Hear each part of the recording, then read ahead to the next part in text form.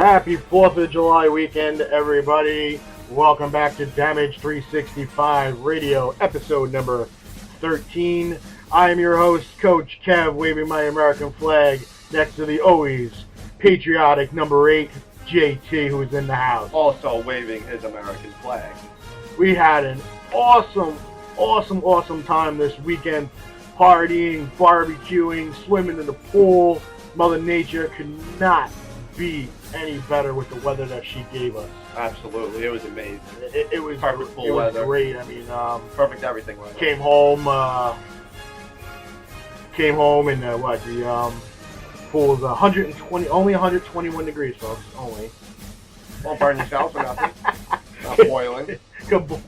Based an egg on the top of the pool, but first time for everything, guys. But yeah, it cooled off after a while. It put the solar cover on there, trying to keep the dirt and debris out of the pool overnight. Little did I know that those solar covers make the pool really hot. They do. But everybody had fun. We had about 30 people over the house.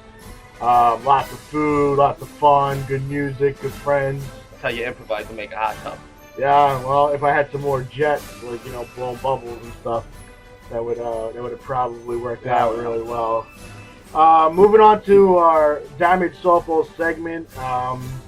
Once again, we got to supply you with a Damage Crappy Recrap. Again, and I stress this again, the Underman Damage team lost another doubleheader this week to the Furials. Final scores 10-0 and 15-5. Both games ended, obviously, in a Mercy Rule shortened victory for the Furials. But I will have to say kudos to the people who came down and actually made these games possible, helped us out, and kudos to the people who did not give up, who played hard right to the end, and just had that no quit attitude, and it was well appreciated. For those who obviously looked like they weren't giving their best and pretty much gave up in the third inning of Game 1, shame on you. Yeah, it's not a very good team thing to do, and not very happy about it. But again, Damage Crappy Recrap 10-0, 15-5 losses to the Furials. Damage sits at 10. 6-10 on the season. But we will rebound. Okay, we head into next week with a triple header. We'll get more on that later on, and that'll end the regular season. But Damage does clinch a losing season, and these have not happened many times. Only 4 times in 19 years. So we definitely did not live up to our 20-year anniversary season of having a great season. And the season's not over though. It could still be great. It could. Still be great. Could. Come together as a team, unify. That would be nice. It's a good time of the year to do it. We get some players back too, so we'll be going to the ship. So we might have lost our shortstop though for the rest of the season, but we do get back Rachel Longo. We do get back Marisol Polino. Maybe we get a couple more weeks out of Tammy Costanzo. Yeah. And people will step up. We'll see what happens. Put the big boy pants on. Yeah, put on the big boy pants. Time tight and ready to go through the mud and fight hard like pigs, like hogs. Fall back. Like hogs. Yeah, all you do is roll over. And get up. One thing about being on your back, being down and out, all you do is roll over and you're halfway to getting up. That's right. So I'm already halfway there. We're already halfway there. All right, let's move on to our next segment. And now, the John Tory story. And here's your host of that segment, JT. Yours truly, in the house with the story. And the story of the week is Dwight Coward. Lonely Dwight Coward. Getting something from Texas, from Houston. The Rockets give Dwight Howard what the Lakers and Kobe Bryant could not. Did not. And it's unconditional love. He wants to be the baby face of the franchise. He wants to be the center of attention. He cannot share it with anybody. And now Dwight Howard has come public and spoken and said he is going to join the Houston Rockets. And, within the Los Angeles Lakers, there have been beliefs that a late January team meeting in Memphis could have been the beginning of Dwight Howard's future with the franchise, or merely the beginning of the end. No restraints, no mercy, no holding back. And Kobe Bryant had climbed into Howard in a way that was startling, sobering, a moment of penetrating and unpleasant truths. This man was on his back, and he even said, every time you trash me to teammates, it gets back to me. The witnesses have said that. And they never really seen eye to eye. And, you know, Dwight complains, Kobe wants the ball, Dwight wants the ball. It happens. You've seen it on the Knicks with Carmelo and Stoudemire. They never really mesh. But here's a big difference, though. Okay, Kobe Bryant's a proven winner. He's got a lot of hardware to show that he is a proven winner. Dwight Howard has nothing.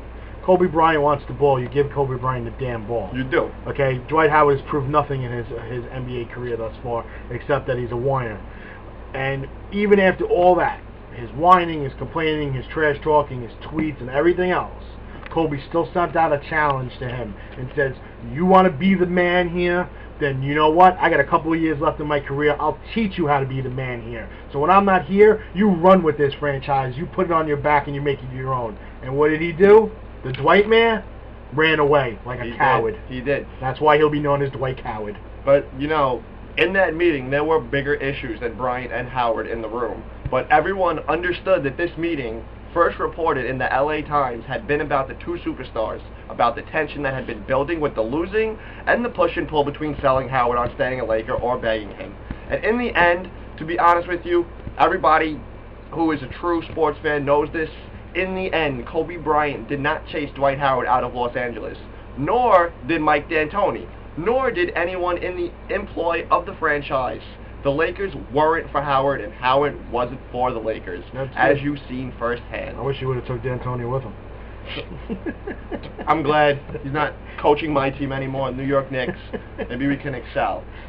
And in every way, we also know that the Houston Rockets are perfectly suited for Howard. The guy's 27 years old, needs to start competing for championships. He wants to be the biggest star in the franchise, and he gets it, finally. He wants to be the biggest personality in the room, and now he finally becomes it.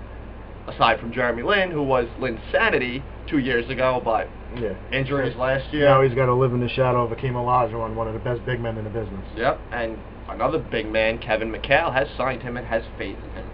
And you know what? Everything seems lined up for this guy. I mean, he's coming into a new team. They're going to build around him. He's got compliments like Lin, Harden, Chandler Parsons. He's not a bad ball player. Don't get me wrong. Okay, I don't want to bash the guy and say the guy stinks. The guy's a good ball player. I just don't think he's the same Dwight Howard of 2 years ago. I think he's banged up. I think his back is damaged. And once your back goes, your career slowly just starts deteriorating, and so does his skills. And he showed a lot of that this year. Yeah, there's a couple of games he stepped up and he looked like the Dwight Howard of old, but it was not enough consistency there. It wasn't 2, 3, 4 games in a row of Dwight Howard laying it down, 35 points, 20 rebounds. It was 35 points, 15 rebounds, 12 points, 6 rebounds, 8 points, 5 rebounds. I know, but you 33 points, 16 rebounds. It just wasn't. And when Kobe went down, that was his chance to show the franchise and everybody else that he was not done, and he was inconsistent. But understand, he was always like that, flipping and flopping, and he was magnified in L.A. I mean, Dwight Howard misses 2 free throws in Orlando. Nobody cares after 30 minutes. He misses 2 free throws in L.A. The media is on that guy's back. Because L.A. is a perennial playoff team. Orlando's not. Orlando hasn't been a perennial playoff team since Shaq left it. Shaq made him when they counted. Exactly. Now, a shot that you learn how to do in a playground, a shot that you usually use to pick sides in a playground and pick teams, and here you got grown men, okay, millionaires, who can't hit a free throw, and then bitch and whine about everybody else. I mean, come on, just you know what? Take your second-class act to Houston. We'll see you during the regular season a couple of times, and you know, when you get kicked in the chest when Kobe comes down on the dunk, don't cry. Yeah, I mean, I understand. You know, towards the end of the year, the guy did seem to resemble his old self. He was coming back into it. They started giving him the ball. They based offense around him. They ran the triangle. They had Noah Kobe. It's all about the money. Yeah, it is. It's all about that dollar bill. Money. So that's all it is. That's all it was. It was a show. Yep. He was in L.A. Best platform to put on a show. You ain't kidding. Jack Nicholson, front row. But now, like I said, once again, the guy has a franchise and a city and a chance to lord over it all. Well, I wish him luck. So do I. And now in other news, I hope you're watching Channel 4, guys. NBC, Channel 11, it's Channel 4, but depending where you live. Yeah. I mean 11 o'clock. Mr. Aaron Hernandez, formerly of the New England Patriots, tight end, they have problems now. We're going to see Tim Tebow in that position. I can't wait. There have been reports, Aaron Hernandez has been arrested. They think that he murdered a semi-pro football player. It's up in the air right now. People are talking about his past. He had run-ins with drugs, gang members, all this kind of stuff. And you know what? Regardless of whether Aaron Hernandez failed one drug test or 6, or something in between during his time in college in Florida, he has reportedly failed no drug tests in his NFL career. Just to be quite frank with you all. And it's important to understand what that does and doesn't mean. And for players not in the substance abuse program, testing happens once per year, between April 20th and August 9th. After that test, the player isn't tested again until the next stretch from April 20th through August 9th. That's a long time. Is it possible he could be doing drugs in between that? Yes, absolutely, but that could be going on in all sports. Now, nobody knows for sure, only he does. And hopefully that will be proven in court, but more importantly, hopefully what will be proven in court is if this guy murdered somebody or not.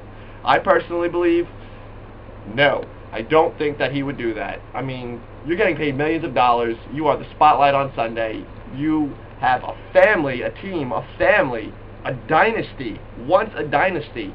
You came in and you won a championship with these people. And I don't understand why you would throw it all down the drain for one night of booze, getting a little tipsy, a little out there, and committing such a heinous crime like that. I can't see it. I can't see it. Well, we're going to find out if money talks and BS walks, because, it would be kind of funny if Ray Lewis joins the ESPN crew and becomes a special analyst on this case. That would be interesting. If the glove doesn't fit, you must acquit. But, that leaves big shoes for the Patriots to fill, too. Big shoes. No, it is. Gronkowski's always injured. The guy's like 8 feet tall, and that's a weapon out there running a 4.5 40. I mean, that's amazing. Could you imagine? Just picture yourself on the highway, and there's an 18-wheeler just rolling by, 60 miles an hour. Boom. Who wins? Tim Tebow. Yes, he does. Every single time, Mr. Tebow is the winner. And in other news, the rosters for the Tuesday's 84th annual All-Star Game have finally been announced. The full lineups for the American and National League teams that will take part in the 84th annual All-Star Game at where it counts. Citi Field, That's where right. it does count, Where in it New counts. York, and if you can make it there, you can make it anywhere. It's a proven fact. The managers for the All-Star Game. Managers are San Francisco Giants' Bruce Bochy for the National League and Detroit's Jim Leyland for the American League. And now, your American League starters. At catcher, from the Minnesota Twins, Joe Mauer. Next at first base, from the Baltimore Orioles, we have Chris Davis. Starting at second base, a hometown fan, New York Yankees, Robinson Cano. And at shortstop, another Baltimore Oriole, we have the young, the up-and-coming J.J. Hardy.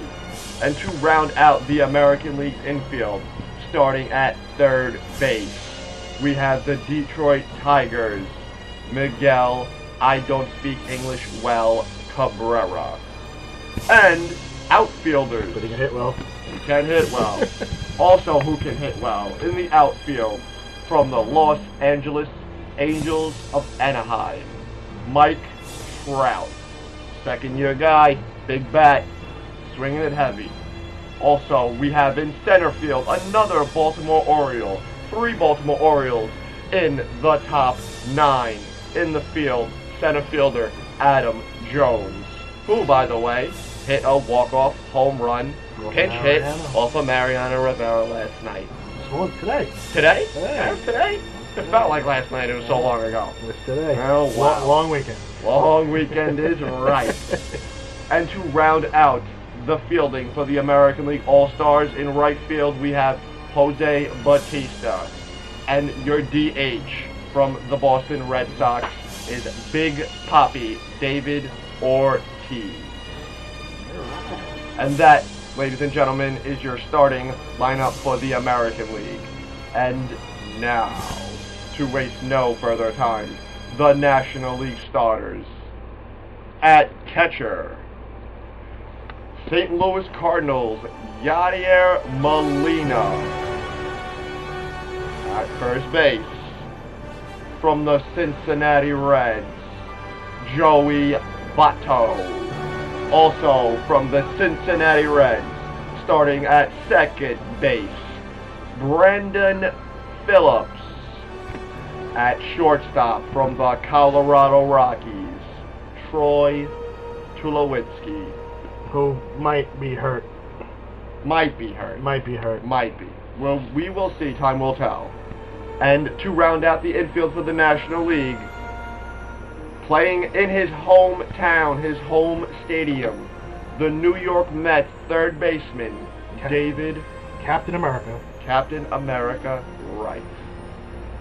And in the outfield, we have former New York Mets, former home of Carlos Beltran, currently on the St. Louis Cardinals, will be starting in left field. In center, starting will be Colorado Rockies, Carlos Gonzalez, who also might be hurt. I think he's going to be ready. We think he'll be ready, but like I said, time will tell. Time will tell. And to round out the fielding for the National League All-Stars in right field, 21-year-old Nationals sensation Bryce Harper. That guy can swing the bat. Yes, he can.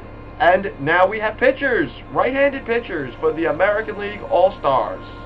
Clay Buchholz from the Red Sox, Bartolo Colon from the Oakland Athletics, Jesse Crane from the Chicago White Sox, Yu Darvish from the Texas Rangers,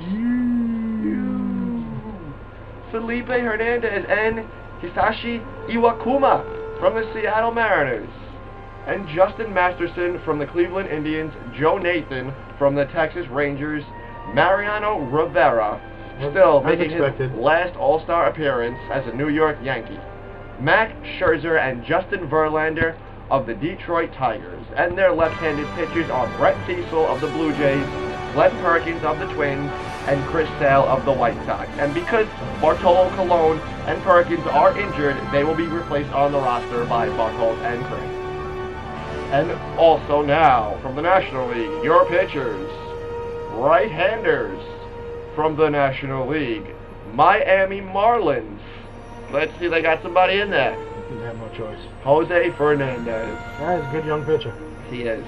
From the Pittsburgh Pirates, Jason Grilli. The sensation from the New York Mets, Matt Harvey. Will be the starting pitcher, I guarantee it. Thank you, Feds. Thank you, Major League Baseball. Deservedly should be the starting pitcher. I mean, 10-1 strikeout to walk ratio. Pretty amazing for a first year. Second in ERA and he's #1 in every other pitching category in baseball. I like him. Also, we have closer from the Atlanta Braves, Craig Kimbrell. But he's not a closer. What am I saying? Sometimes he is, sometimes he isn't. Adam Wainwright of the St. Louis Cardinals, and Jordan Zimmerman. I'm sorry, I got my names mixed up. Yeah, I think Aroldis Chapman. That's Aroldis Chapman. Yes. He's also playing from the Cincinnati Reds. He'll be there. That guy, he brings it. He brings it. Like I was saying, it was Jordan Zimmerman. I apologize, Mr. Zimmerman of the Washington Nationals. It was like a tongue twister right there. And left-handed pitchers, Madison Bumgarner, San Francisco Giants. As I've said, Aroldis Chapman of the Cincinnati Reds. Patrick Corbin of the Arizona Diamondbacks. Who went into today's start 9-1, and his only loss came to the New York Mets. Yes. Hey. Guys can hit.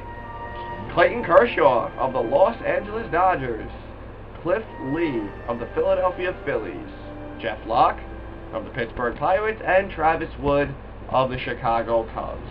And your reserves, ladies and gentlemen, for the American League.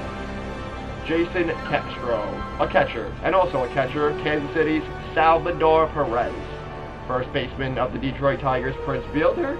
Second baseman, Jason Kipnis of the Indians. Dustin Pedroia of Boston, and Ben Zobrist of Tampa. Johnny Peralta at shortstop from Detroit.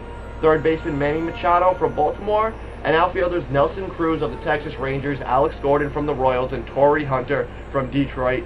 And also backing up the designated hitter position will be Edwin Encarnacion of the Toronto Blue Jays. And reserves from the National League. Catchers Buster Posey from San Francisco. First baseman Paul Goldschmidt from Arizona. He swings a heavy bat as well. Alan Craig of the St. Louis Cardinals. At second base, Matt Carpenter of the St. Louis Cardinals. And Marcos Cutero of San Francisco.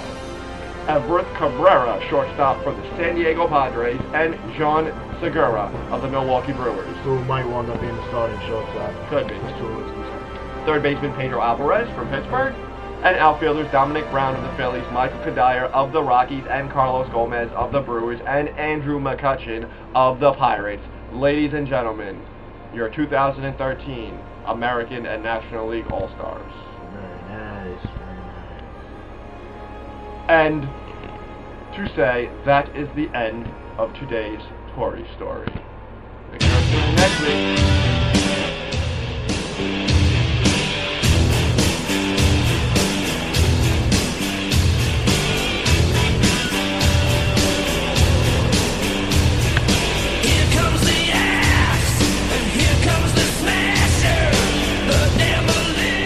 That song means it's time to go over our Damage 365 Intercontinental Championship Tournament. Are you ready? Down to the Final Four.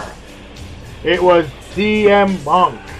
Not one, not two, not three, but in the fourth round, finally knocking off the Flying Goat Daniel Bryan. Wow. And CM Punk advances to the finals for a shot at the Intercontinental Championship Tournament. The bottom bracket had the first ever champion, Pat Patterson, taking on WWE's best Intercontinental Champion of all time, the Macho Man Randy Savage.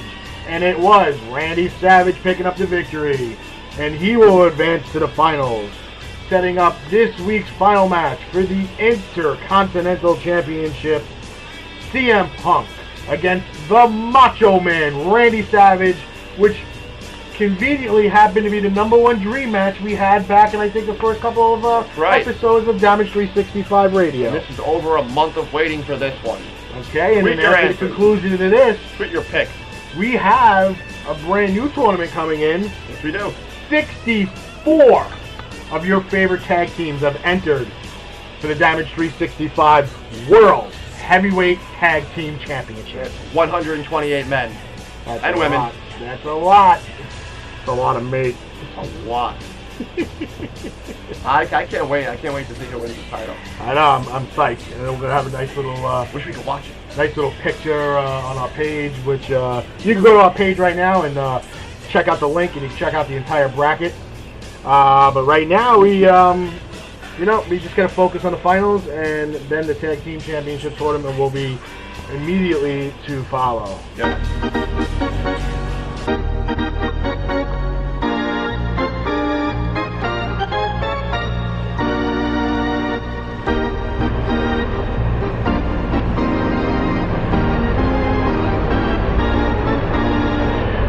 Now we bring ourselves to our Meet the Mets segment, as we do every week.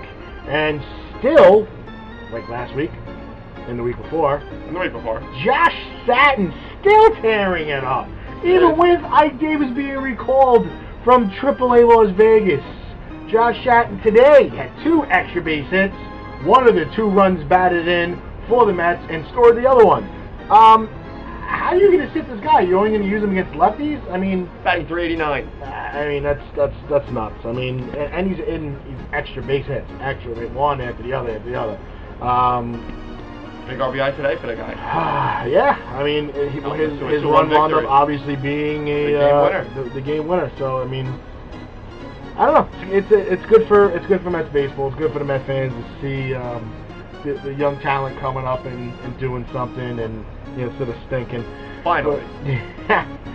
We don't have a big Met segment today. They did take 2 out of 3 from Milwaukee this weekend, including today's matchup, and they're off to the West Coast to take on the San Francisco Giants and the LA Dodgers, and big tests. Big tests. NL West. They looked a little slow today. I can't blame them. Day game following a night game, but they look good, and got a victory. I like their makeup. I like where the franchise is headed. They just need to add some veteran pieces in there that will perform, that understand that this is a rebuilding team, so they can't be impatient with everybody that's there. I'm liking where this is going. Me too. Slowly. Unfortunately, that's just the way it works. Please make the playoffs. So, they're not going to make the playoffs.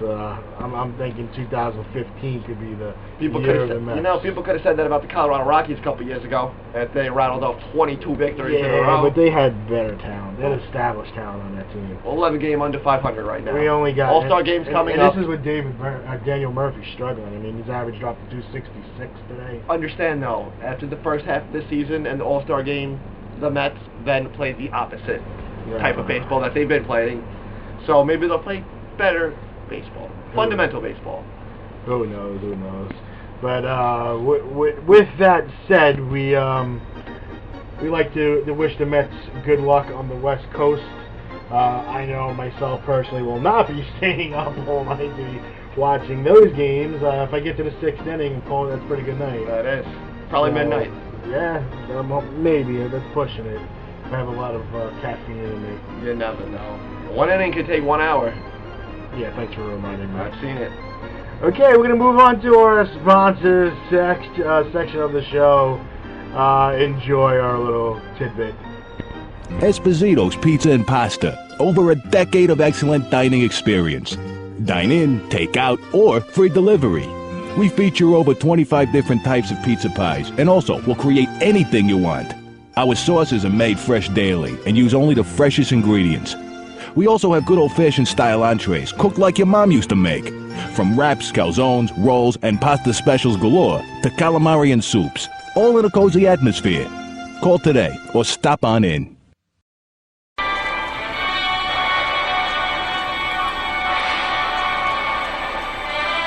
Esposito's Pizza and Pasta, 930 Route 34, Matawan, New Jersey.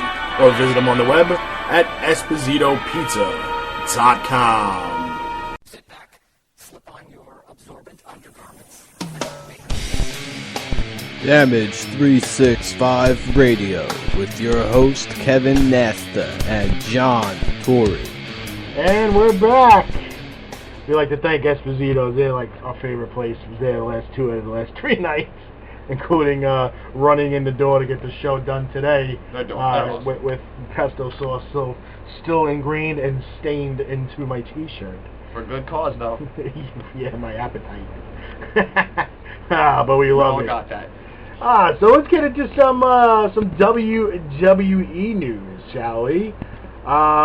Everybody's been trying to figure out what's going to go on now with the storyline with Vicky Guerrero this Monday Night Raw. Her position will be evaluated live on Monday Night Raw. Excuse me.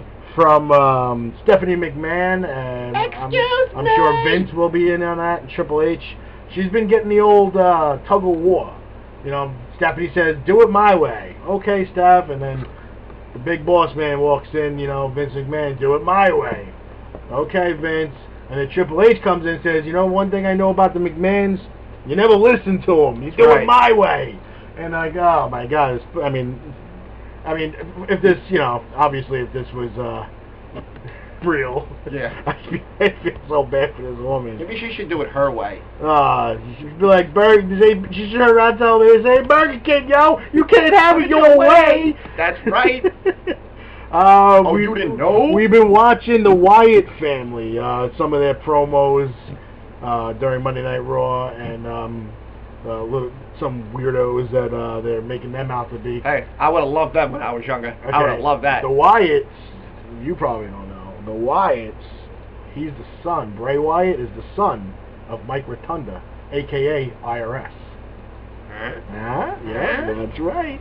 So he's inbred. He knows how to wrestle. Will he come down with a suitcase? But And the a tie? fans are wondering, what this NXT trio is gonna do and how they're gonna make their presence felt. Now that the date for their debut is Monday, now it's only a question that remains is how the creative team will use and utilize and choose to utilize their talents. It's something new. There's countless possibilities. How many are there? And there's 3. There's 3? Yeah. I see feud with